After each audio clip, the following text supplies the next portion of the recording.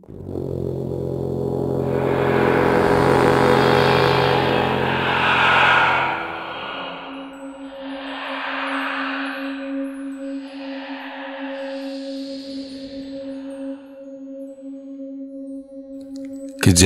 yang kualami ini bisa saja menimpa siapapun. Mungkin setelah mendengar pengalaman yang akan diceritakan,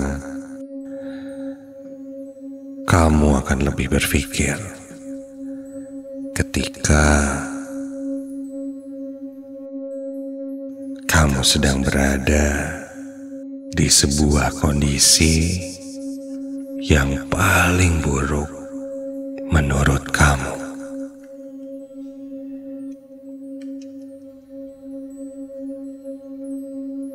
Namaku Rian. Keadaan membuatku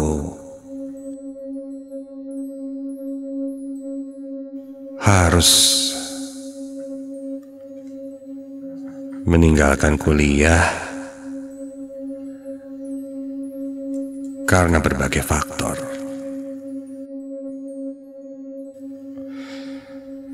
Salah satunya adalah ketika orang tuaku meninggalkanku. Iya, ketika itu ayah sakit keras sehingga berbagai pemasukan dan harta yang kami punya harus dijual untuk biaya pengobatan ayah. Aku sempat bersyukur ketika hal itu pun berhasil dan membuat ayah jauh lebih baik.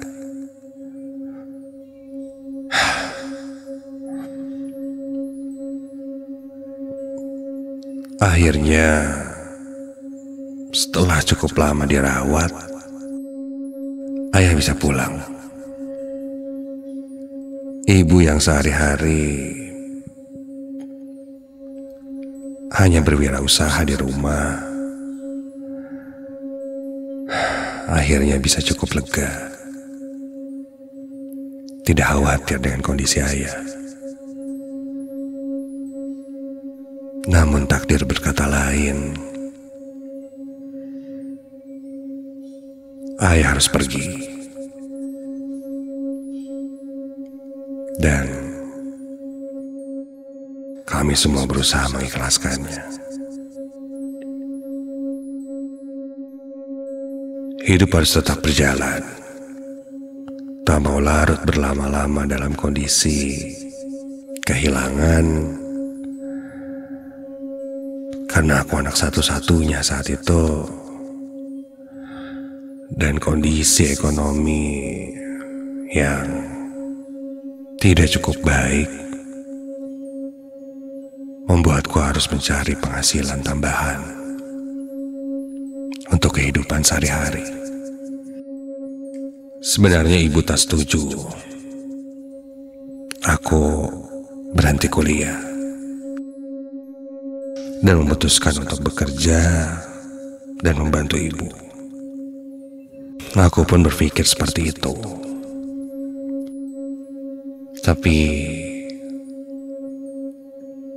aku kasihanlah pada ibu yang sudah berumur cukup tua dan sepertinya lebih baik dia istirahat.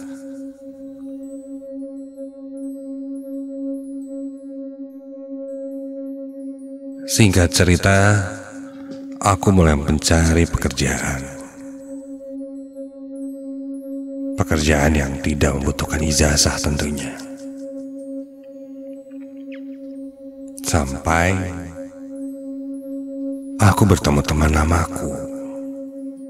Sebut saja dia Tony. tak sengaja aku bertemu dengannya.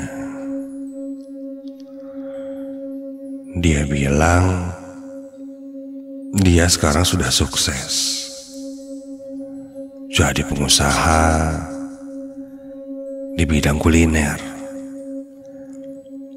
Bisa kulihat dari setelannya. Wah, necis dan mewah. Dia pun berkata padaku, apakah aku mau ikut ke dalam pekerjaannya? Awalnya aku bilang, ya, aku tidak terlalu berbakat soal bisnis kuliner. Namun dia bilang, ini gampang. Hanya berjualan sate dan dapat untung yang cukup banyak katanya. Wah, sate ya. Dan katanya dia tidak perlu modal yang cukup banyak untuk itu. Tapi hanya perlu kemauan dan niat. Aku pun coba mendengarkannya. Dia bilang, jika mau, dia akan coba bantu. Oke, aku coba. Begitu kataku. Obrolan pun larut dan semakin berkembang. Hingga sampailah di mana aku siap untuk berjualan sate.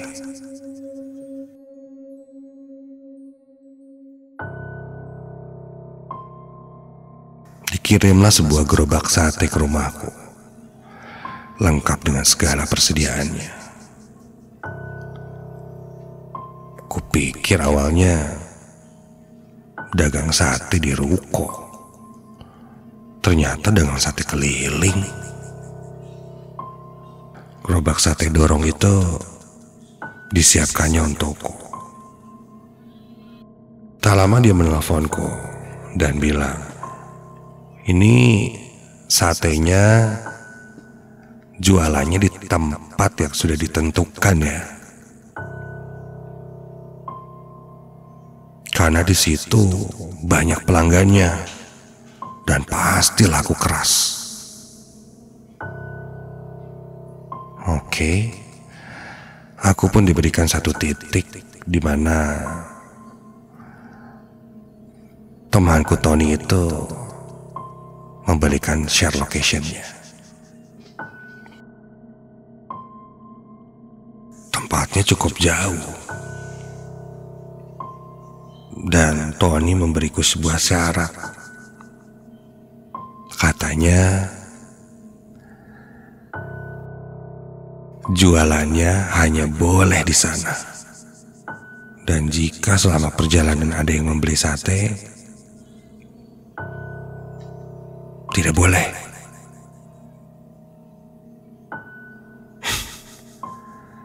Agak aneh tapi ya sudahlah. Karena mungkin takutnya ketika sampai di tempat itu satenya sudah habis, sedangkan pelanggannya masih banyak. Ya masuk akal juga sih. Aku pun mengiyakan dan setelah maghrib aku mulai berangkat menuju lokasi.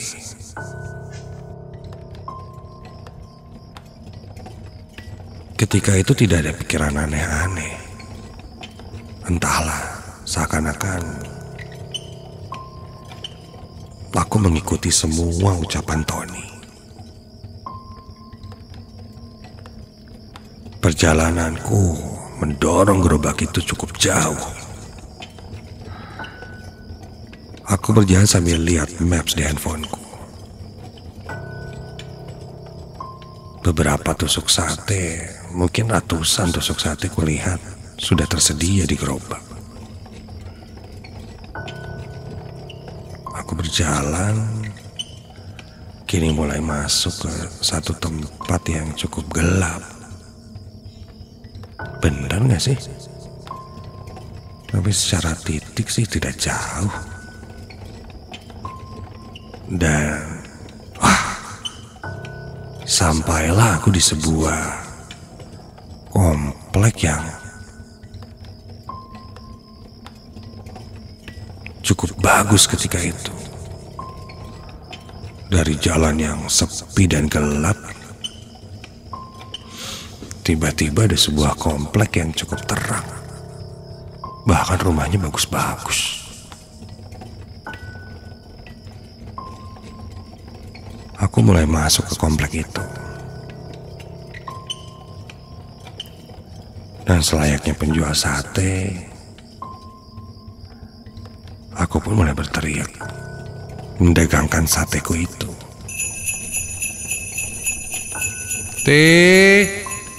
Sate.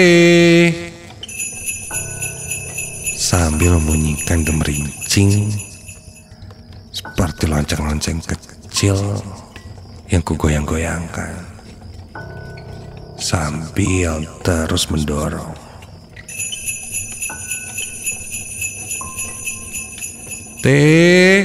Sate. Dan tak lama kemudian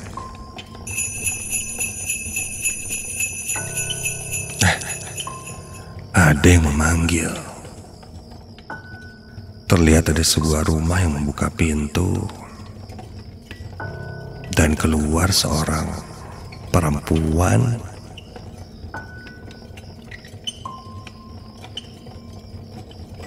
terlihat bersih dan cantik. Dia pun mulai membeli sateku. Dia bilang, minta 20 tusuk sate. Baik. Aku pun mulai meladangi pembeli itu. Dan tak lama, beberapa orang keluar dari rumah dan mendatangiku. Ada yang pesan 50 tusuk, ada yang pesan 30, 20, dan minta diantarkan nanti ke rumah jika sudah selesai.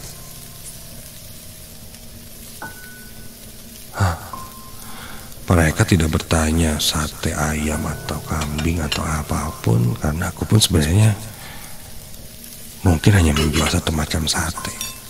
Sepertinya sih sate ayam ini. Tapi mereka tidak membeli lontong atau nasi, hanya satenya saja. Dan mereka langsung membayarku dengan uang pecahan besar.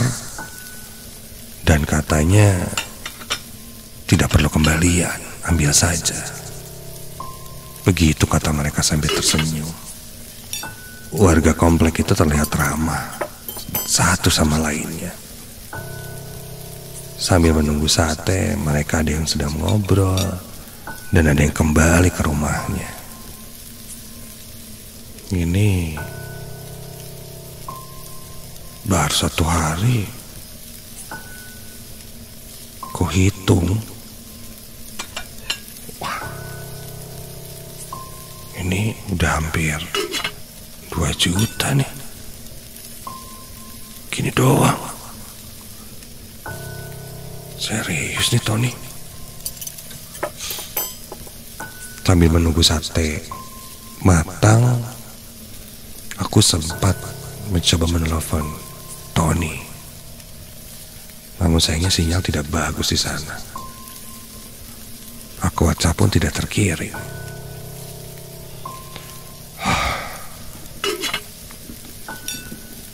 Sampai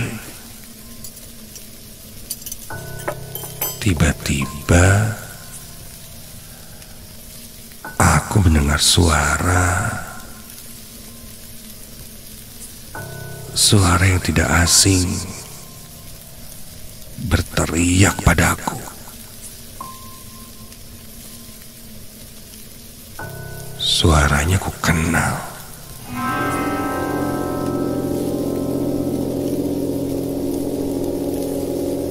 Berteriak bilang, "Rian, pulang. pergi dari sini. Istighfar, Rian. Istighfar. Rian, pulang. Pergi.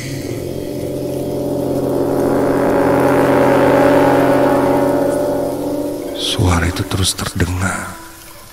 Aku melihat kiri kanan, tapi sepertinya tidak ada yang berteriak padaku seperti itu. Itu suara ayahku. Pergi, Rian.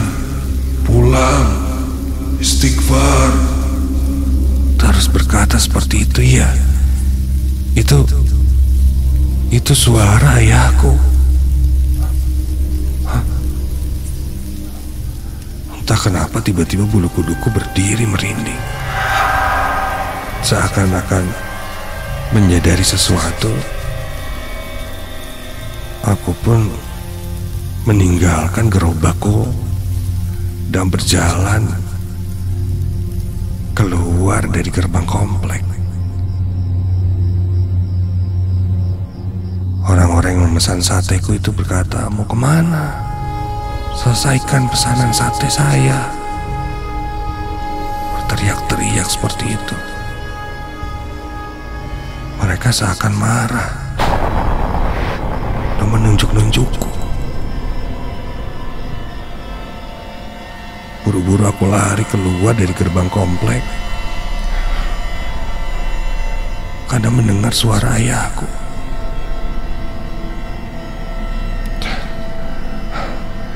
Ketika sampai di luar gerbang komplek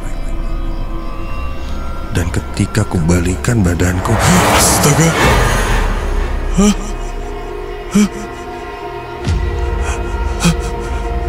komplek yang tadi kulihat seakan lenyap di telan bumi hilang, dan kini kondisinya sangat gelap. Dan ini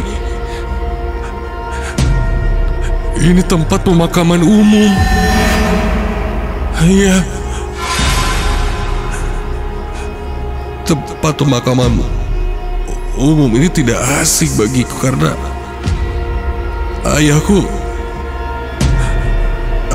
ayah dikuburkan di sini.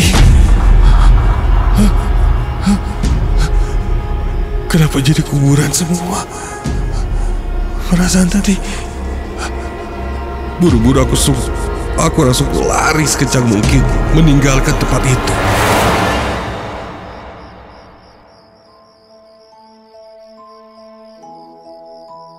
Singkat cerita, sampai di rumah, aku berusaha menelepon dan chat Tony. Namun nomornya tidak aktif. Dan sepertinya aku pun tidak bisa menghubungi Tony. Ibuku lantas bertanya padaku, kenapa? Aku mulai menceritakan apa yang aku alami. Memang tanpa sepengetahuan ibu aku melakukan ini. Ibu menangis ketika mendengar ayah berteriak padaku, berusaha menyelamatkanku mungkin. Tak lama kebetulan omku mampir dan melihat ibu sedang menangis. Dia bertanya kenapa dan aku pun menceritakannya. Omku bilang, hati-hati, kamu bisa dijadikan tumbal. Mungkin yang dijual itu adalah sate gagak yang memang diperuntukkan untuk sosok-sosok seperti itu. Nantinya mungkin kita akan mendapatkan uang yang banyak. Namun, oleh orang yang tidak bertanggung jawab, kita akan dijadikan korbannya.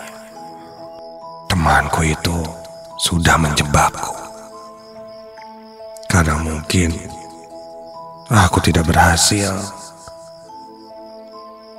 atau entahlah Aku langsung bertobat, dan temanku itu pun tak bisa dihubungi lagi. Dan sekarang entah kemana. Aku tidak mau berhubungan lagi dengannya. Sebuah pengalaman yang sangat mengerikan jika diingat, dan masih membuatku merinding jika mengingatnya.